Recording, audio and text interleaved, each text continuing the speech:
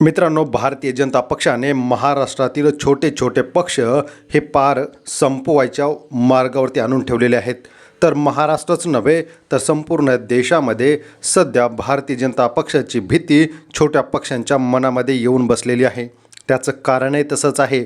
आत्तापर्यंतचा इतिहास या 2014 नंतरचा आणि 2014 अगोदर ज्यांच्यासोबत युती केली आणि 2014 नंतर केंद्रामध्ये भारतीय जनता पक्षाचं सरकार स्थापन झालं. यानंतर मात्र अनेक दिग्गज नेते छोट्या पक्षातील एकतर भाजपमध्ये गेले किंवा जेलमध्ये गेलं असल्याचं समोर येत आहे. तर दुसरीकडे या ठिकाणी आता महाविकास आघाडीची स्थापना 2019ला झाली. भारतीय जनता पक्षाने मुख्यमंत्री एकनाथ शिंदे यांना 2.5 वर्षासाठी बनवले. मात्र ठाकरेंच्या सोबत असताना उपमुख्यमंत्री नव्हे तर या ठिकाणी मुख्यमंत्रीसुद्धा दिलेला शब्द पाळला नाही असा ठाकरेंचा आरोप होता आणि त्याचमुळे 2019ला महाविकास आघाडीची निर्मिती झाली. या महाविकास आघाडीमध्ये शरद पवार, उद्धव ठाकरे आणि बाळासाहेब थोरात हे महत्त्वाचे 3 नेते होते.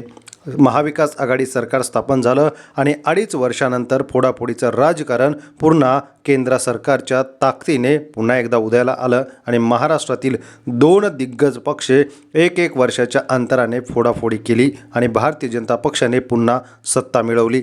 अशातच लोकसभेच्या निवडणुकीला एका दिग्गज नेत्याने जाहीर पाठिंबा दिला, बिनशर्त पाठिंबा दिला आणि त्याचा फायदा नको त्या ठिकाणी भारतीय जनता पक्षाला झाला आणि त्याच पक्षाला विधानसभेला मात्र झिरोवर आणून ठेवलेलं आहे. अगोदर गोड बोलले, भेटीगाठी घेतल्या, सर्व काही ठरलं, मात्र राज ठाकरे यांच्या मनसेचे या ठिकाणी धिंदोडे निघाले आणि यातूनच आता बाहेर पडण्यासाठी महत्त्वाचा निर्णय घेतलेला आहे.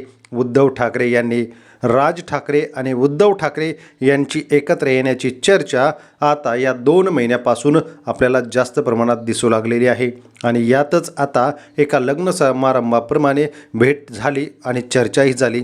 यानंतर जी आतली गोष्ट महत्त्वाची येते, महाविकास आघाडीला सोडचिठ्ठी देत उद्धव ठाकरे आणि राज ठाकरे मुंबई महापालिकेच्या निवडणुकीच्या तोंडावरती एकत्र येऊन निवडणूक लढवणार आहे हे जवळपास निश्चित झालेलं आहे. यांच्या या निर्णयाने मराठी माणूस आणि मुंबईकर हा सुखावलेला आहे, कारण की काळाची गरज आहे मनसे आणि शिवसेना एकत्र येण्याची. उत्तर भारतीय या ठिकाणी मराठी माणसावर अन्याय करत असल्याचं दिसून येतं आहे.